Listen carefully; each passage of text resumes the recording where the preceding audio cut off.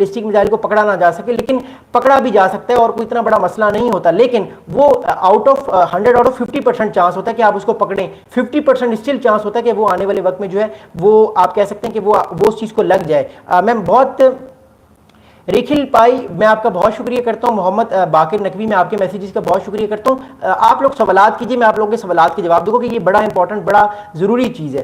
खैर एनीवेज, अगला important issue ये है कि ये एक और बड़ी इसकी इंपॉर्टेंट खासियत है, वो ये खासियत है कि देखिए जो ये जो बैलिस्टिक मिसाइल है ये मूवेबल है, यानी इसकी जो व्हीकल है जिस पे ये खड़ा होता है, जिस गाड़ी पे या जिस सिस्टम पे खड़ा होता है, ये मूव भी हो सकता है बहुत जल्दी, एक जगह से दूसरी जगह ये मूव होके, मिसाल के तौर पर मॉस्को में एक जगह पे ये खड़ा हुआ है तो इसको मूव करके दूसरी जगह पे लेकर जाके वहां से इसको उड़ाया जा सकता है। तो ये मूवेबल भी है, मोबाइल भी है, मतलब ये एक जगह से दूसरी जगह बासानी मूव कर सकता है। तो ये इसका एक बहुत बड़ी क्वालिटी है। इसके अलावा जो बड़ी क्वालिटी है, ये पूरे के पूरे यूरोप को, तकरीबन मोस्टली 99% यूरोप को ये जो है ये इसकी रेंज में आता है। इस वजह से जो है ये आने वाले टाइम में बहुत खतरा रखेगा, खासतौर पे नेटो ममालिक के लिए। मैं आप लोगों के कमेंट्स का बड़ा शुक्रिया अदा करता हूं, बहुत शुक्रिया, मुझे इतना प्यार करते हैं और मेरे चैनल को लाजमी सब्सक्राइब कीजिएगा। अच्छा, अगला बड़ा इंपॉर्टेंट इशू क्या है, देखिए अब ये जो बेसिकली जो यूरेनशेक, ये जो नया बैलिस्टिक मिसाइल सिस्टम जो है, ये बैलिस्टिक मिसाइल सिस्टम जो है ये पुतिन ने लॉन्च किया है, पुतिन जो है वो आने वाले दिनों में डिप्लॉय करेंगे अपनी फोर्सेस में। ये बैलिस्टिक मिसाइल सिस्टम जो ये न्यूक्लियर कैपेबिलिटी भी रखता है, इसलिए मैंने आपको वीडियो के शुरू में कहा ना कि नेटो के ममालिक को खतरा होगा कि कल को कहीं खुदा ना खासा इसके अंदर कोई जो है वो न्यूक्लियर आर्सनल ना हो, कोई न्यूक्लियर चीज़ ना हो और ये हमारे लिए खतरा हो, तो एक तरह से खतरा उनको फील होगा। अगला इंपॉर्टेंट चीज़ ये कि ये बहुत तेज़ होता है, हाइपरसोनिक, एक होता है सुपरसोनिक, एक होता है सबसोनिक, एक होता है हाइपरसोनिक। ये सबसे तेज होता है, ये बहुत तेज होता है। हो सकता है कि अल्ट्रासोनिक भी आ जाए कुछ टाइम पे, लेकिन ये भी बहुत तेज होता है। इसको डिटेक्ट करना भी आसान, इतना मुश्किल नहीं है, आसानी से हो जाता है, लेकिन करना मुश्किल है क्योंकि ये मनूवर करता है, मैंने आपको बताया। तो this is also the important reason why जो नेटो के कमांड सेंटर्स हैं, नेटो के जो मिसाइल डिफेंस सिस्टम्स हैं, इसके अलावा नेटो के जो मिलिट्री इनकी लॉजिस्टिक हैं, जो जर्मनी में नेटो की इतनी बड़ी फौज बैठी हुई है, फिर फ्रांस में बैठी हुई है और यूके में बैठी हुई फौज नेटो की, फिर पोलैंड में बैठी हुई है, तो वो फौज खतरे में रहेगी। कल को अगर खुदा ना खासा रशिया जो है वो नेटो ममालिक पे हमला करता है तो रशिया सबसे पहले इन बेसिस को तबाह करेगा, बिकॉज कल को ये बेसिस काउंटर अटैक कर सकते हैं फौरन। तो इन पहले बेसिस पे हमले करेगा इस मिसाइल से और फिर दोबारा वो लैंड को कैप्चर करेगा। और याद रखिए कि लैंड को वापस लेना मुश्किल होगा दोबारा, क्योंकि रशिया एक न्यूक्लियर पावर है और रशिया न्यूक्लियर एक ब्लैकमेल लेकर आने वाले वक्त में चीज़ों को लेकर चलता है।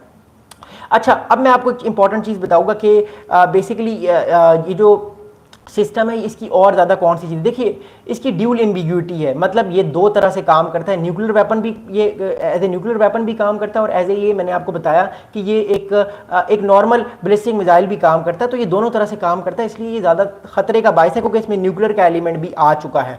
अगला बड़ा इंपॉर्टेंट इशू ये है कि रशिया इस बैलिस्टिक मिसाइल को लॉन्च करके और ज़्यादा ब्लैकमेल कर सकता है, जिस तरह ऑलरेडी वो नेटो ममालिकों को ब्लैकमेल कर रहा है कि अगर नेटो ममालिक ने बूट्स ऑन द ग्राउंड किए, यूक्रेन के साथ अपनी फौजें मिलाई, तो रशिया जो है वो न्यूक्लियर वेपन्स या न्यूक्लियर स्ट्राइक्स कर देगा इन मुल्कों पे। तो इन ममालिक को कहीं ना कहीं खतरा भी होता है, ऐसा नहीं है कि उनको खतरा नहीं है रशिया से, इनको वाकई खतरा है। This is the only reason why ये ममालिक कोशिश करें कि अपने आप को किसी ना किसी तरीके से किसी बैड इंसिडेंट्स में ना फेल करें, किसी ना किसी ऐसी इंसिडेंट में ना चले जाएं कि कल को पूरे का पूरा यूरोप जो है वो वर्ल्ड वॉर 3 की तरफ चला जाए। हम बात तो पिछले 3 साल से कर रहे हैं, लेकिन याद रखिएगा जब वर्ल्ड वॉर 3 होगी तो शायद हम भी आपको ना मिलें, शायद आप भी हमें ना मिले, क्योंकि जो वर्ल्ड वॉर 3 होगी वो तो बिल्कुल पूरी दुनिया को तबाह कर देगी। और मैं दुआ करता हूं कि कभी ऐसा ना हो, लेकिन हालात हमें कई बार ऐसे इस तरफ लेकर चले जाते हैं। अगला बड़ा इंपॉर्टेंट इशू है कि ये जो नया बैलिस्टिक मिसाइल सिस्टम यूरेनशेक जो रशिया ने लॉन्च किया है, इससे जिन ममालिक को ज़्यादा प्रेशर आएगा, जो खतरा होगा, उनमें से मैं आपको बता चुका हूँ। बाल्टिक स्टेट्स हैं,